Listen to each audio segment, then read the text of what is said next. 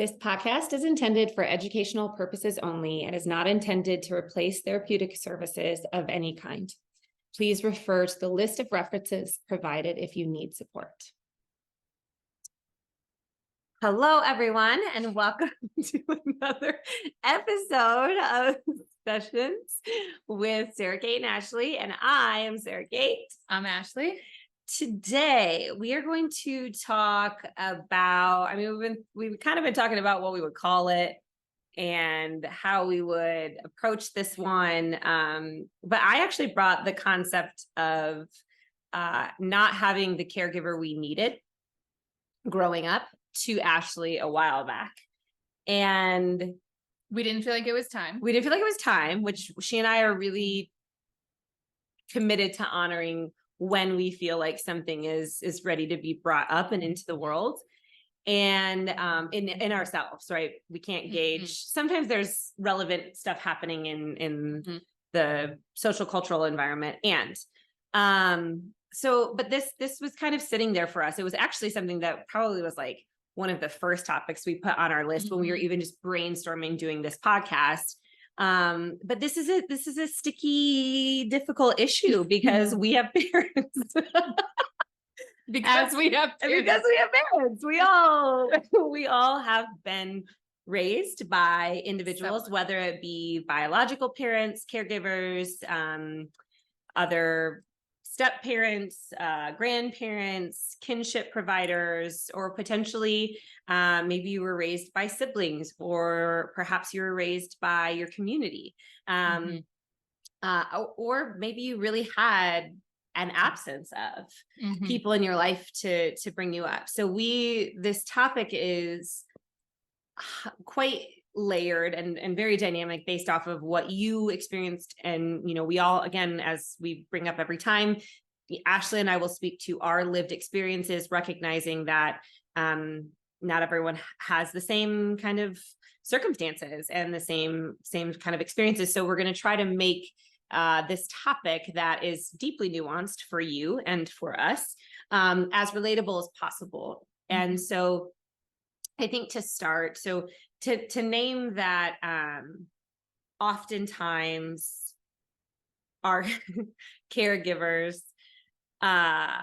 did the best they could, right, with what they had, the information that they had, potentially how they were raised.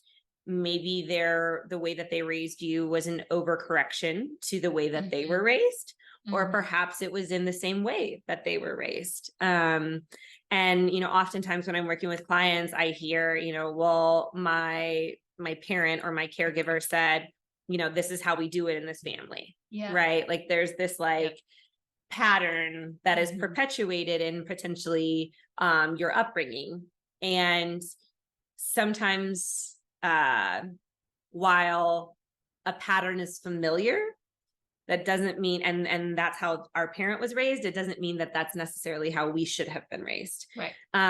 So as we go into this topic and this conversation, please remember that, if you get triggered or something does come up for you emotionally, to take care of yourself the best that you can, to seek resources. We have the resources listed in our show notes, but just be gentle with yourself. Sometimes the conversation of parents or lack thereof can be really painful because it does take us back to places where, of very young ages and primal woundings that might have happened to us. So just a little caveat there of safety for your own heart and your own being. And also, like, if this doesn't resonate again, because you had a different experience, incredible, take what you can from this.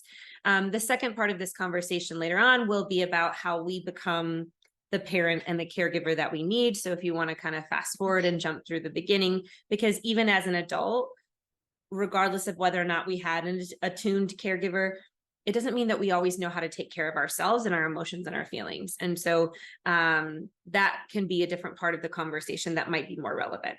Yeah. Okay.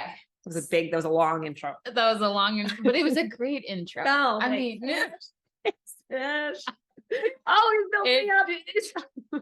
I mean, it addressed the things that needed to be addressed, because I think one of the things that can, especially if you are somebody who has kids of your own and you also had your caregiver, right? Mhm. This can be a really tricky space to be.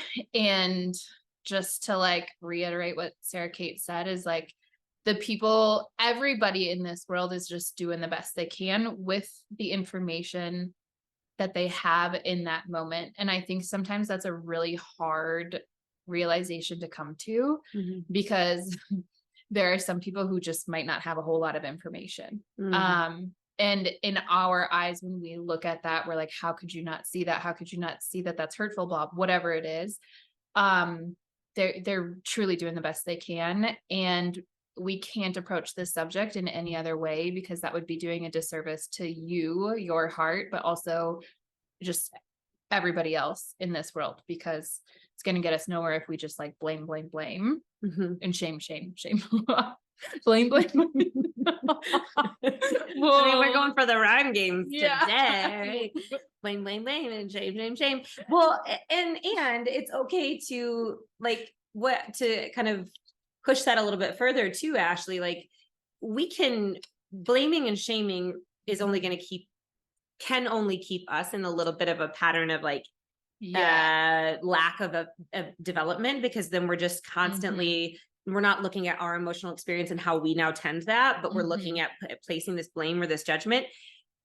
Now, I want to be very clear here. That doesn't mean that we don't get to be angry. Exactly. It doesn't mean that Exactly. we just absolve our caregiver who did not do the best by us. Or hurt us. We don't get to just give them forgiveness and grace and compassion without our own emotional experience coming into play. However, if we just live in the blame or the shaming of that, it can keep us not able to really then grow and expand our own self-evolution of like, I actually don't need that person anymore to be a father, a mother, a mentor, because I can do that for myself, or I have a community now that I can reach out and get those things from. So it's a fine line to dance, but I think like we are not saying because, if your caregiver hurt you in such a incredible way, the anger, the sadness, the ache of that, you get to feel and you get to acknowledge. That's just kind of well, and we talk, I mean, it's probably one of the things we've said most on this podcast to date is that we're always trying to like just come back to us, come back home, come back to yourself, like settle within yourself. And if you're truly settled within yourself, you are aware of the anger, you're aware of the rage, you're aware of the hurt, the grief, all of it. And to deny that would be denying parts of you that are probably one of the most like special places to learn from. So this isn't like especially if there was like, some big things that happened in your childhood. This isn't like they did the best they could. That's okay. And, just like in the boundaries episode, we talked about boundaries are for you, right? This is for you. This isn't for them. This is you and your journey and how you decide to move forward. This has nothing to do, quite honestly, with them. It is all about finding that home space within yourself so that you can live, because, like Sara Cate said, like it can stunt you developmentally from moving forward. And we're not here to just suffer. Like we are here to find our path that leads to what we're worthy of just by birthright, which is joy and happiness. Like that doesn't mean that it's always easy. That doesn't mean we don't experience the uncomfortable things. But if we keep allowing something to have power over us, we're going to be kept from these like really amazing parts of life. And we just don't, we want everybody to feel that. We want everybody to experience that life that they dream of. Yeah. And I think, a lot of people, when they embark on therapy or when they start to pay attention to the ways in which maybe they feel like they were unmet or unsupported in some of their development, there's a really encouraging, I think, conversation in the mental health and wellness community around like really setting down this generational trauma, really starting to repattern and reparent. Like there's a big inner child work movement, where you go in and you tend that inner child that wasn't cared for, that wasn't supported, that didn't have the things that they necessarily needed, and figuring out ways to provide that to yourself. And so when we're talking about this, we have to first though acknowledge that what we had maybe wasn't what we needed, or what we had wasn't okay. It wasn't the right way in which we should have been brought up.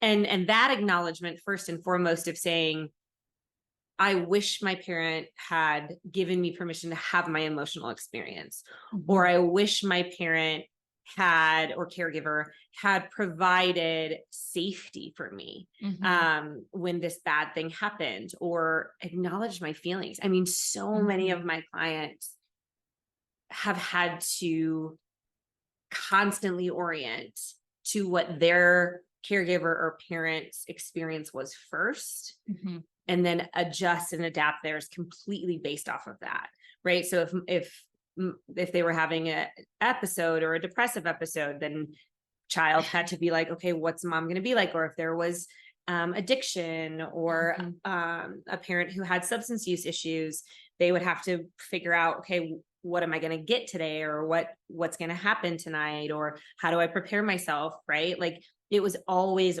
threat orienting really is what that is. And so when you have spent your childhood constantly externally orienting to figure out who and how you need to be safe, it does become difficult as the adult to be in relationship to anything and know who you are outside of the external environment. And so that's why, we've Ashley, like Ashley said, like everything about our podcast is about this returning back to self and getting to know the self. But why we wanted to have this conversation about, the mis-attuned caregiver, is to really create space, not again for the blame and shame necessarily, which is a part of the process of letting this all go, but to really validate and acknowledge your own emotions in that and say, wow, I really didn't have what I needed. I needed more sensitivity, or I needed more guidance, or I wish, and it's not that our parents, it's not that all of it was misattuned, but necessarily, or if they were just absent, neglect is as damaging as neglect and abandonment are as damaging to a nervous system. Science is showing as physical abuse, emotional, mental abuse. So it's regardless of what you had or didn't have, there was likely some impact. And so being able to acknowledge what your experience was and say, here are the things that I am realizing I need now as an adult. You likely probably then maybe didn't have all of that as a child. And so giving space for that before we even have any more conversations later down the road about returning home, we first have to really recognize what lives in that home and maybe what doesn't. Yeah. So I want to just like really quickly touch back on like the generational stuff, because I think it can be helpful to understand this, because so like when you were the egg in your mom, whoever you came from, in her body, you were already imprinted on with how you responded. That comes from grandma above. So you have to look back at like, yes, what was going on in whoever was carrying you, their life through that. So like, were they with an alcoholic partner? Were they really absent in like their life in general, right? Were they just like working all of the time? And then like also a generation above that, and that is like in our DNA. And so when you think about these things, when I hate when I hear like somebody say like, oh, that's a difficult baby, that's a difficult child, that's a hard baby, or that's a really good baby, because they just like don't cry. I don't know where this good bad baby, it's a baby, like exactly. They need to be loved and cared for, but they're coming literally out of the womb already imprinted on how to respond to stress. And so if we're like, I hope that that just like helps you kind of understand that this is like, when we talk about like the generational stuff, it's deep, it's in there. And then multiple generations. Yes, it's multiple generations. And so, you know, there was a study done on Holocaust survivors. And when you think about the length of the Holocaust, like in terms of like history of the world, right? It was like this short little blip of time, and their DNA was changed for 4 generations after. 4 generations, and the DNA is changed. Now think about that. If somebody doesn't decide to do some work around that to heal those wounds, that keeps going, right? It's like perpetuated. Yeah, it just keeps, it builds and builds, and until someone decides to like stop that pattern. And you know, when you think about that, it's like, yeah, that's really hard. It's really hard, but you can see the impact that then it makes for the next generation and the next generation and the next generation, you know, and even the generations prior to you. Like when you make the decision to heal that within yourself, you don't just help yourself, you also help the people who came before you. Right. And, and that like changing that pattern being hard. Right. It's so true. And it's so real. But what's left in the wake, right? Like, and this is something I encourage, you know, any of my clients who are they themselves potentially deciding whether or not they want to have children. I invite them. I'm like, you know, this isn't to like hate on your parents, but I would encourage you to sit down and write a list of things that you had and also things that you felt like you needed. And how are you first going to provide them before you have children, first going to provide them for yourself now? And then how are you trying to provide that for your child? Right? Like what is going to, and it can be something as simple as like, the old phrase, I'll give you something to cry about. That was used a lot, in our generation, right? Of like, if a child showed an emotional response or experience to something that was deemed by a caregiver overreactive or inconsequential to the situation.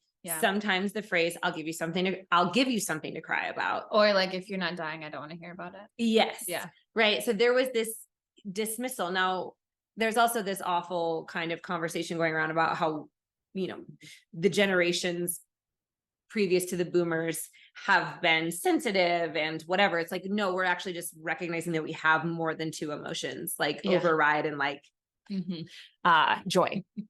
And so the reality is like, we're not, just because you're sensitive about something or a child is sensitive about something, it doesn't mean it's an overreaction. It just is a reaction. It's a response. Right. And so if that was something you experienced or lived, regardless of whether or not it was tough love or however you want to label it, you could, as a parent, still decide to say, when my child is having a strong reaction to something, am I going to just ask, what do you think's going on, buddy? Or what can we do? You know, or what are you feeling? Or just even, I see you're really upset right now. We're still not going to have ice cream for dinner. You know, like whatever it might, how simple it might be, but it's just, how are you? And so then how do you as an adult do that same thing, right? Like, oh God, it just breaks my heart. I have so many clients who are like, I don't even know why I'm crying about this right now. Yep. And I'm like, I've done that so many times. Yes. And I am She's like, yeah, I know you have. Yeah. And I'm like, okay, because you're feeling something about this right now. And maybe it's not even about the specific thing, but there's something bleeding into this. And so we need to explore what it is that you're feeling right now. And so an invitation I have to start to do some of this inner child work or reparenting work, even of the adult, is just for you to ask that simple question of, what am I actually feeling right now? Or what is the emotion that I'm feeling about this right now? Am I angry about this? Am I sad about this? Am I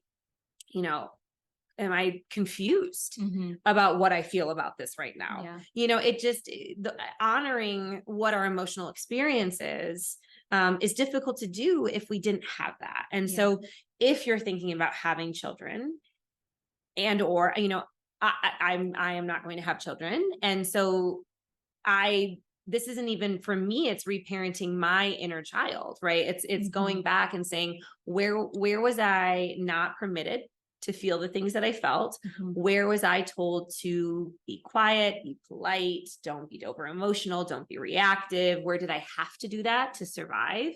Where did I have to do that to adjust and change parts of myself to make myself smaller or more appropriate for whatever was deemed appropriate?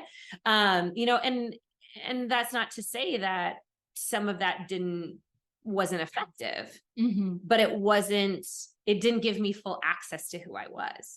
And it didn't permit me to actually exist in my life, like fully as myself. And so I've had to really fight to understand who I am and come home to who I am as an adult. And it's been fucking messy. It has not been a pretty ride. But being here now and giving myself in those moments when I'm feeling very reactive to something, rather than shaming myself or being like, Sarah, no, just tuck it away, shut it down. You know, don't be that sensitive. Don't be that needy. Oh, fucking hate that one. Don't need anything. You should feel her energy right now. She hates it. She is like, she hates that. But like that sense of like, don't need. Yeah. If I feel that coming in, I have to be like, okay, what do I need? What do I need right now? What need isn't being met in me right now?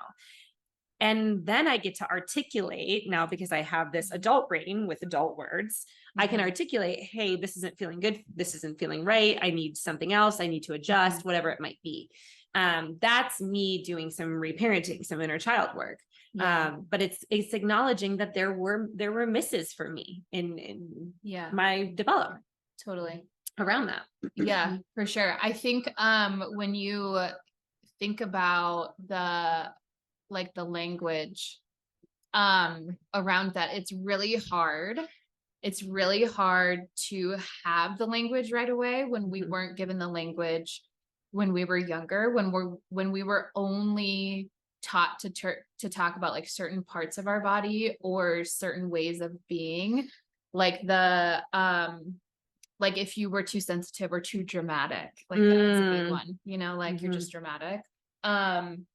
So you learn certain ways of communicating that will help you not hear those things.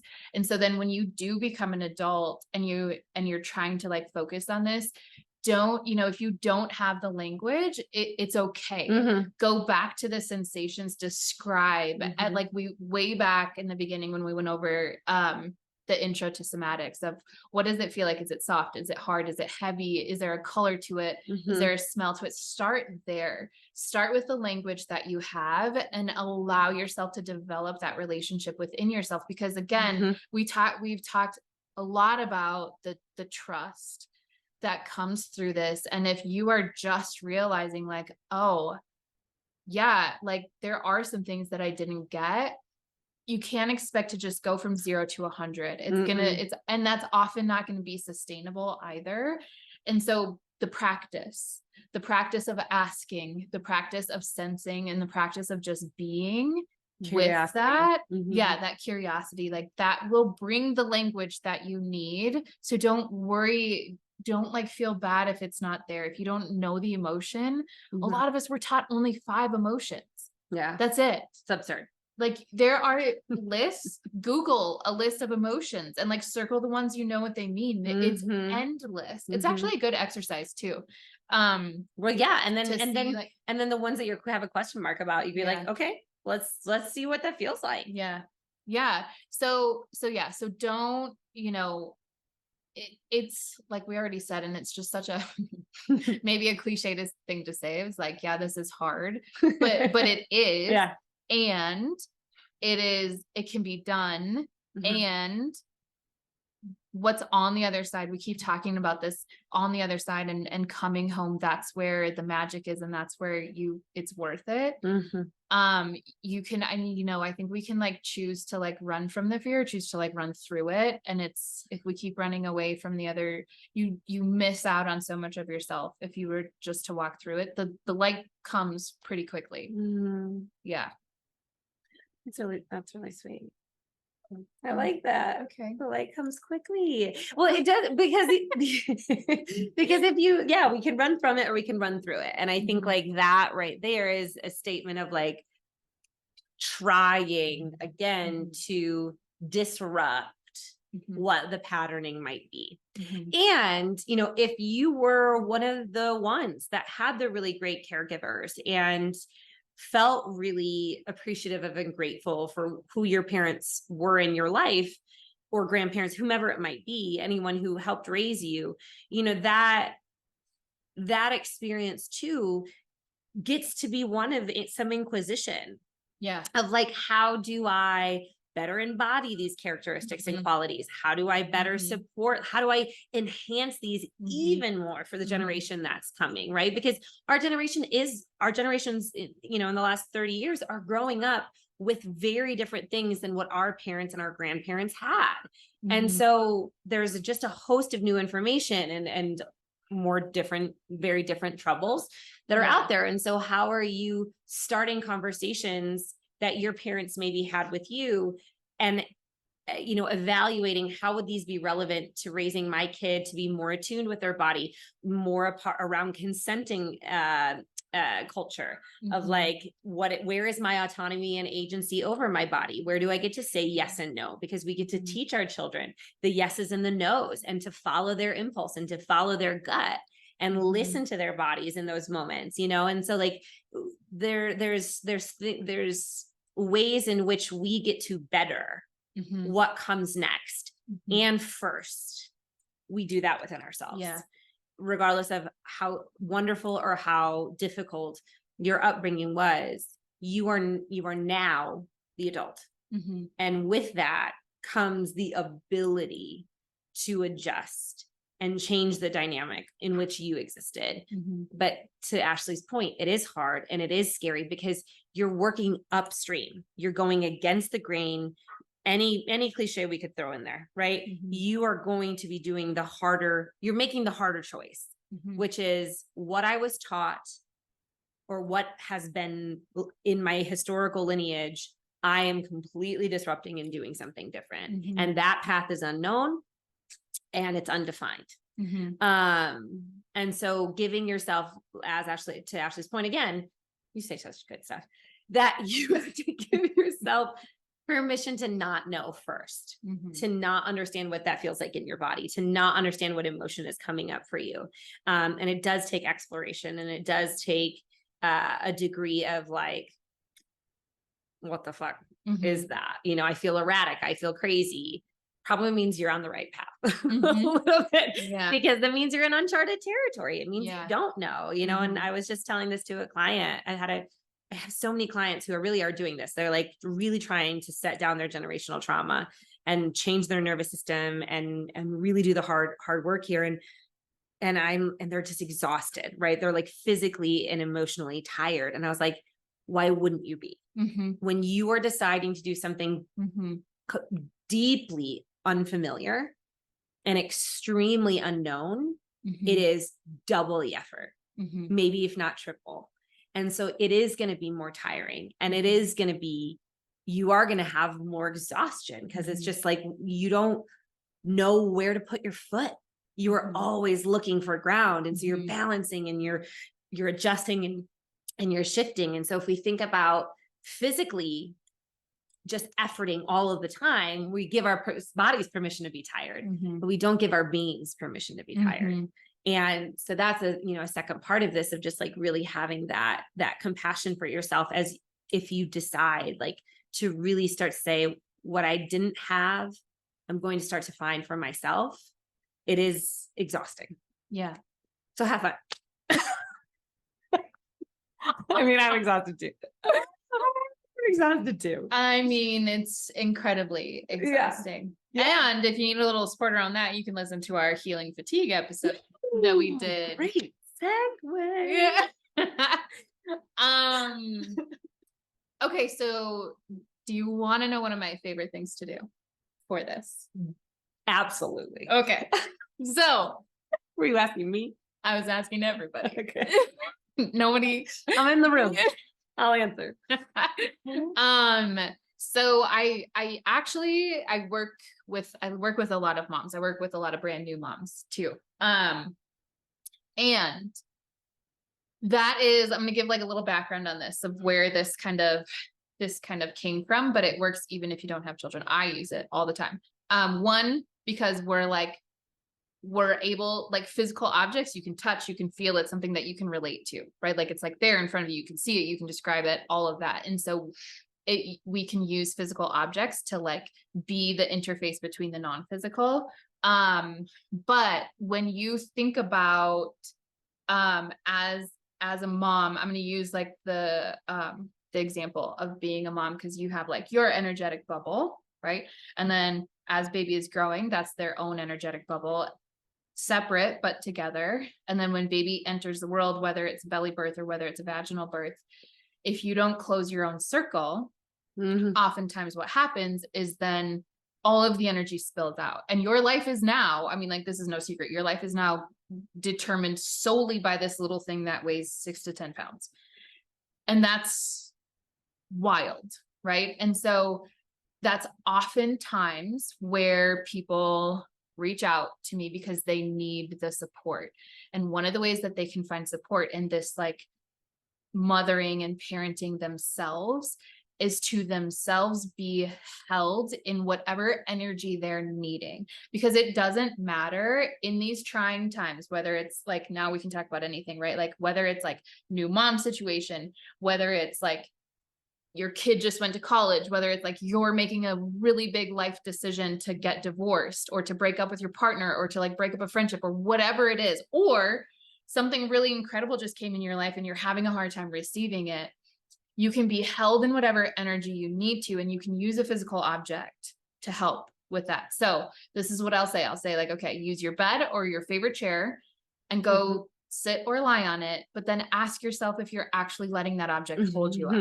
And oftentimes, you know, like when you go sit down, you're like, yeah, the chair's holding me up. But like, even right now, I'm holding myself up. Like if I just like relax into the chair, I look totally, my shoulders just relax. Yeah. Like I look totally different. And so when you lay in your bed or favorite chair, wherever it is, let it hold you. Let it hold you. And then from there, that's where you connect into that like non-physical holding of myself. Like, what do I actually need right now? Is it that I just need that validation and attention and awareness? Okay, that is the object that you're laying on. That's what it's embracing you with. Is it that you need like the biggest like cheerleader to be like, you can fucking do this. Like you got this. Wrap yourself, use that physical object to wrap yourself in that energy and just practice that. Because when you can practice allowing like the physical thing to do it, then it like slowly transfers into like, I don't even have to sit in my chair anymore. Like yeah, I can just find that in. I can bring it in, but using a physical object to be that interface between the non-physical is extremely helpful, especially when you're working through the like, I don't know phase of like, I'm not really sure. You don't have to know exactly what you need. You just know that you need somebody to hold you. So like, go let the thing hold you, you know? Right. And like so many of us are working through that, I think, with maybe not having a caregiver that held us, that physically supported us in the ways that like are critical to our development and our attachment health. And so like, I think that's a beautiful example of how to do that as an adult, really finding that thing that we can allow to really do its job, right, and hold us. It's really, that's great. And if nothing else, your shoulders will relax away from your ears for even a moment. Mine did. And you'll be able to take a deeper breath. Okay, so things that, to bring it all back, bring it on home, noticing first and foremost, which is an uncomfortable thing to do sometimes, what we lacked, what we missed, what we needed, what wasn't there for us that we did. It can be a really sensitive thing to do. It can be a really difficult thing to do. And once you can do that, it does open up the space to do exactly what Ashley was saying, an incredible exercise like that, feeling held by something.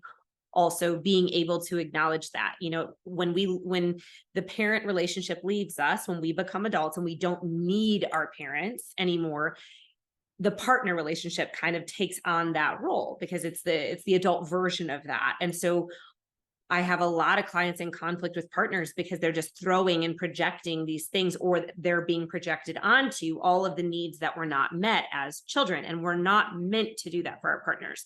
We're supposed to support them in healing their attachment trauma, but we are not. That's where that codependence can come in, which can be dangerous, right? And can be difficult to navigate. And so being able to assess this for yourself, then you can bring that information to a partner to say, hey, here's a way in which I was really unmet as a child. This is something I've figured out how to take care of, but sometimes I might ask for physical touch, or sometimes I might ask for you to just listen to me and not give me advice because I was never heard. Or sometimes I need you to reflect to me maybe what's real when I've lost myself in something. When you learn through time and curiosity, as we've said, what your needs are, then you can better, ask for that. And even that's scary. I am very aware that when we were not allowed to have needs, asking for needs is terrifying. So again, this is all really delicate work in so many ways. And so start with curiosity, start with the exploration of what didn't I have? What did I have?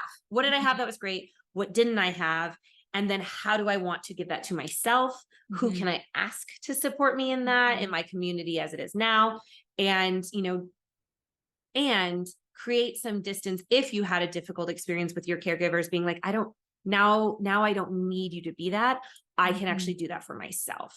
Right. Which then helps us create some space between the pain or the sting of who they weren't.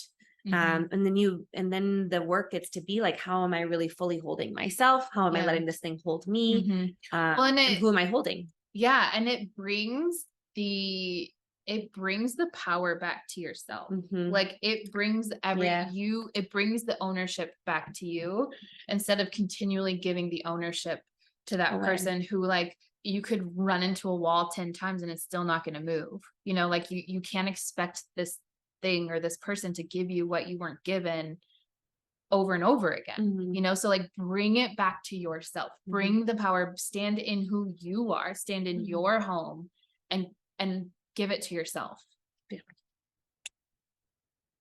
Signed, sealed, delivered. So if you have questions or comments, we would like either. I really think. Be nice, maybe gentle, kind, even if you disagree. But you can respectfully disagree. You can respectfully disagree. And if you have questions about this, please reach out. Don't hesitate. There's a lot of incredible books written on attachment trauma. But there's so much to research about inner child work. So if you have any curiosities around that, or even, like Ashley said, revisit maybe the somatics episode of like, how do I first start to discover and explore what I feel in my body or what needs maybe weren't met? But again, be gentle with yourselves because it is difficult sometimes to really recognize and acknowledge what we didn't have.